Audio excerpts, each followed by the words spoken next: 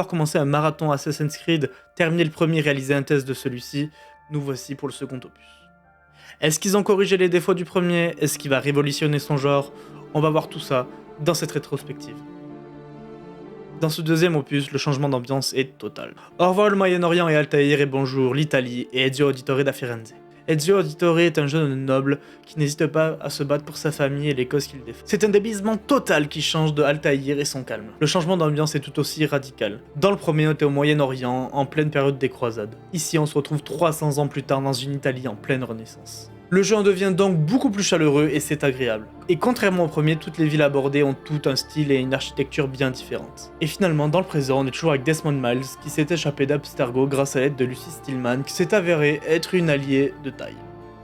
Le scénario de cet opus varie entre trahison, vengeance et personnages historiques. Dans ce jeu, on lutte pendant plus de 20 ans contre les Borgia et leur influence, avec l'aide de nos amis assassins. C'est un bon scénario malgré quelques quêtes qui tirent en longueur et ternissent le tableau. Pour moi, toute la séquence avec Savonarola est inutile et rajoute de la longueur inutilement. Et cela m'a fait passer un très mauvais moment. Au final, je n'en dirai pas plus pour éviter de vous spoiler, mais j'ai adoré. Encore une fois, beaucoup de changements et du bon.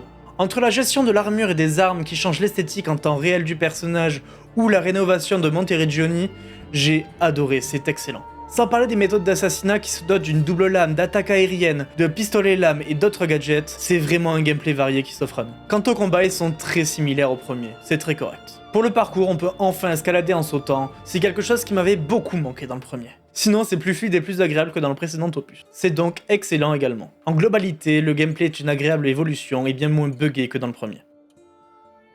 Tout comme le premier, certaines textures sont un peu baveuses, mais cela reste très beau pour un jeu de 2009. C'est surtout au niveau audio que le jeu se démarque. Les musiques sont magnifiques. Je vous laisse écouter. L'ambiance sonore est réussie, on se croirait réellement en Italie. Il y a même des gens bourrés. Et c'est très réaliste. Je tiens à dire qu'Assassin's Creed 2 est mon jeu de la saga préféré, je ne serai certainement pas objectif.